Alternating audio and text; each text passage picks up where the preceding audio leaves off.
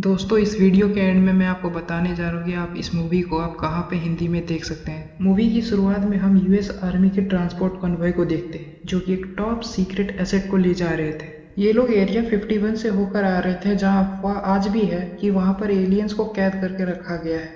अब Las Vegas शहर के बाहर में इनका एक कार से एक्सीडेंट हो जाता है, क्योंकि एक न्यूली वेडेड कपल ध्यान से कार नहीं चला रहे थे, और वहीं पर आर्मी के कंटेनर से वह सीक्रेट एसेट फ्री हो जाता है, और वह असलियत में एक सुपर ह्यूमन ज़ॉम्बी होता है, जो वहाँ के सभी सैनिकों को काटकर अपने तरह एक सुपर ह्यूमन ज़ॉम्बी में बदल देता है, और उनके साथ मिलकर वह लास वेगास शहर पर हमला कर देता है। सभी ज़ॉम्बी सिटी में लोगों को अंधाधुंध काटने लगते हैं, जिससे सैकड़ों लोग ज़ॉम्बी में कन्वर्ट हो जाते हैं। हम अब एक ज़ॉम्बी को गॉड जियूस के स्टैच्यू के सामने देखते हैं, इम्प्लाइंग कि वह उसी की तरह है। फिल्म में उसका नाम भी जियूस ही बताया गया है। वहीं यूएस गवर्नमेंट अब यूएस आर्मी को भेजकर अब सारे ज़ॉम्बीज को मारने लगती है। लास वेगास सिटी को कंटेनर्स के थ्रू ढक दिया जाता है और उस सिटी को पूरा क्वारंटीन जोन डिक्लेयर कर दिया जाता है। इसी बीच हम कुछ लोकल सिविलियंस को देखते हैं, जो कि वहाँ के ज़ॉम्बीज को अपनी जान बचाने के लिए मार रहे होते हैं, और असलियत में ये लोग मूवी के ही मेन कैरेक्टर्स होते हैं। इनमें से था एक स्क्वाड वर्ड, जो कि एक फार्मर प्राइवेट सिक्योरिटी एजेंट था। उसने अपनी बेटी केट के सामने अपने वाइफ को मार दिया था, क्योंकि वह एक ज़ॉम्बी में कन्वर्ट हो गई थी और वह जिंदगी भर इस गिल्ट में जी रहा था। अब कुछ महीने बीत चुके थे और बचे हुए ज़ॉम्बीज पर यूएस गवर्नमेंट न्यूक्लियर वेपन के थ्रू अटैक करने वाली थी। स्कॉट एक रेस्टोरेंट में कुक था और उसका सब कुछ चला गया था, पैसा, घर और वाइफ। अब ब्लायर टनाका, जो कि एक कसिनो का ओनर होता है, वो वार्ड से मिलने के लिए उसके पास आता है। असल में ज़ॉम्बी जोन के अंदर उसका एक कसिनो था, जिसके अंदर एक लॉकर के अंदर इसका $200 मिलियन छुपा हुआ था। तनाका न्यूक्लियर बॉम्ब फूटने से पहले उन पैसों को निकालना चाहता है। इसके लिए वो स्कॉट को $50 मिलियन का ऑफर देता है, और स्कॉट ऑब्वियसली इस चीज़ के लिए मान जाता है। अब वह अपनी एक टीम बनाने लगता है, जिन्होंने इसकी पहले भी मदद की थी। इस टीम के अंदर शामिल थे मारिया क्रूज वेंडरोवा, एक हेलीकॉप्टर पायलट मारियान, एक German locker opener Ludwig, Mickey गुजवान नाम का एक मैक्सिकन शार्प शूटर भी स्कॉट को ज्वाइन करता है, जो कि सोशल मीडिया पर ज़ॉम्बी किलिंग के लिए फेमस हो गया था। और मिकी अपने साथ कुछ अपने साथियों को भी लेकर आता है। अब लास वेगास शहर के बाहर ही एक बफर जोन था, जहाँ पर नॉन इन्फेक्टेड लोगों को ऑब्जर्वेशन में रखा गया था। मोस्टली यहाँ पर इलीगल माइग्रेंट्स थे, और स्कॉट की बेटी केट इसी कैंप के अंदर एक सोशल वर्कर थी। हम अब गीता नाम की एक मैक्सिकन लेडी को देखते हैं, जो कि सिंगल मदर थी, और वह अपने बच्चों को वहां से शिफ्ट करने में लगी हुई थी। कैंप में एक और लेडी लिली भी थी, जो कि अक्सर ज़ॉम्बी जोन में जाकर पैसों और कीमती चीजों को चुराया करती थी। एज वेगस में ऐसे सैकड़ों कसिनो थे जिसके अंदर कैश भरे हुए थे। ऐसे कई सारे माइग्रेंट्स पैसों के लिए रिस्क भी ले रहे थे। गीता का भी प्लान कुछ ऐसा ही था, पर केट उसे रोक लेती है। इस कैंप के अंदर बर्ट नाम का एक गार्ड को भी हम देखते हैं, जो कि वहाँ के रेफ्यूजीज को हैरेस कर रहा होता है। वह केट और गीता से भी काफी ज्यादा बदतमीजी से बात करता है। टनाका स्कॉट को अपने कसिनो का नक्शा देता है, उसे एस्केप प्लान भी बताता है कि ज़ॉम्बी जोन में जाना है, लॉकर खोलना है, पैसे निकालने हैं और रूफ टॉप पर आ जाना है, और वहाँ पर एक हेलीकॉप्टर ऑलरेडी खड़ी मिलेगी, जिसमें फ्यूल डालकर उसे उड़ जाना है। ये सुनने में जितना आसान लगता है उतना है नहीं। वहीं अब हम गीता को देखते हैं, जो कि केट के हजारों बार मना करने के बाद भी लिली के साथ ज़ॉम्बी जोन के अंदर चली जाती है, एज उसे पैसे चाहिए ही चाहिए थे। और केट ये बात सुनने के बाद बहुत गुस्से में आ जाती। वहीं अगले ही दिन स्कॉट एंड उसकी टीम कैंप पर आती है, और स्कॉट केट से मिलकर उसे प्लान समझाकर एक नया गाइड मांगता है। केट और स्कॉट के रिश्ते अच्छे नहीं थे। स्कॉट ने केट से एक बार भी बात नहीं की थी, यानी कि जब से उसकी माँ की मृत्यु हुई थी। इसी बीच केट लिली को अकेले ज़ॉम्बी जोन से बाहर आते हुए देखती है।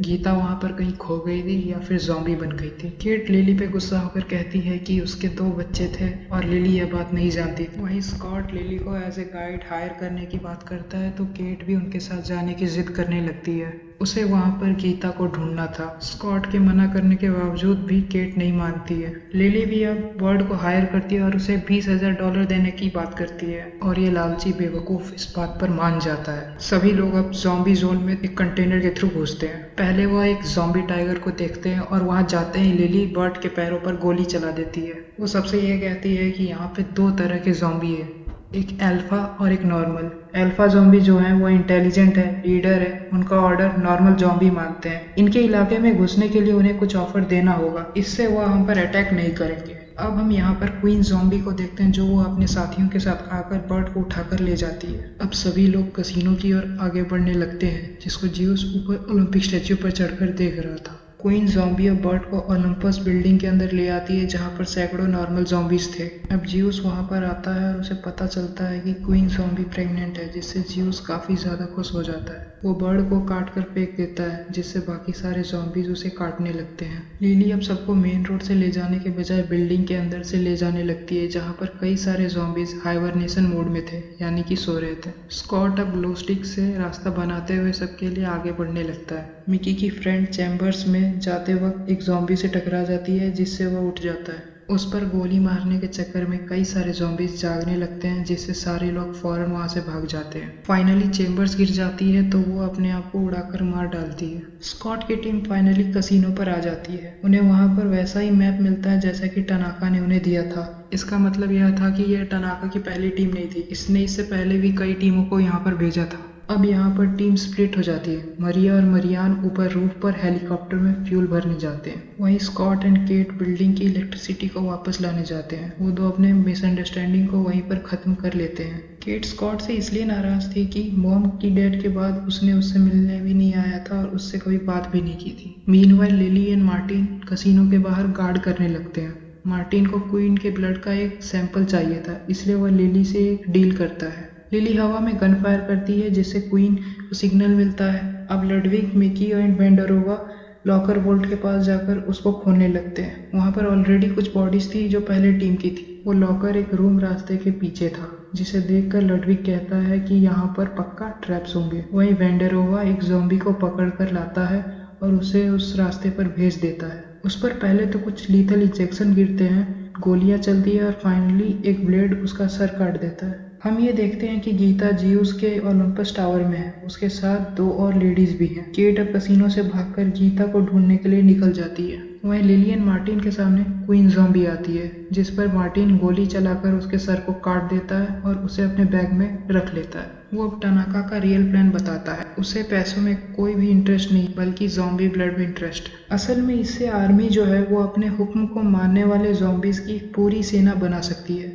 इसलिए वो वहां पर आया था। लिली इससे डर जाती है क्योंकि वह जानती थी कि इससे जियूस काफी ज्यादा गुस्सा करेगा। यहाँ पर टीम को पता चल जाती है कि गवर्नमेंट अब 1 घंटे में न्यूक्लियर स्ट्राइक करने वाली है। उन्होंने टाइम प्रीपोन कर दिया था। लडविग लॉकर खोल रहा था, जिसमें वो कामयाब हो जाता है। उसके अंदर पैसा ही पैसा था और सभी लोग बैग्स में पैसे भरने लगते हैं। चलो माना कि यहाँ पर ट्रैप्स लगे हुए थे एंड उनका असली मकसद कुछ और था, बट एटलीस्ट उन्हें पैसे तो मिले। एनीवेज, जियूस को क्वीन की बॉडी दिखती है, जिससे देखकर वो काफी ज्यादा गुस्सा करता है। उसकी बॉडी को अपने टावर में ले जाता है। उसका बच्चा भी वहां पर मर गया था, जो स्कॉट की टीम पर हमला करने का ऑर्डर दे देता है। सभी ज़ॉम्बीज कसिनो पर आ जाते हैं। टाइगर भी वहां पर आ जाता है। सबसे पहले ज़ॉम्बीज मरिया को मारते हैं और मार्टिन बिल्डिंग से भागने लगता है। वो सभी को लॉकर रूम में लॉक करके वहीं मरने के लिए छोड़ देता है, बट कसिनो के बाहर ही उसका सामना ज़ॉम्बी टाइगर से हो जाता है, जो उसे काट कर खा जाता है। स्ट्रेंजली उसके बैग में क्वीन की मुंडी नहीं थी, क्योंकि लिली ने उसे बदल दिया था। जियूस भी अब लॉकर रूम में आ जाता है।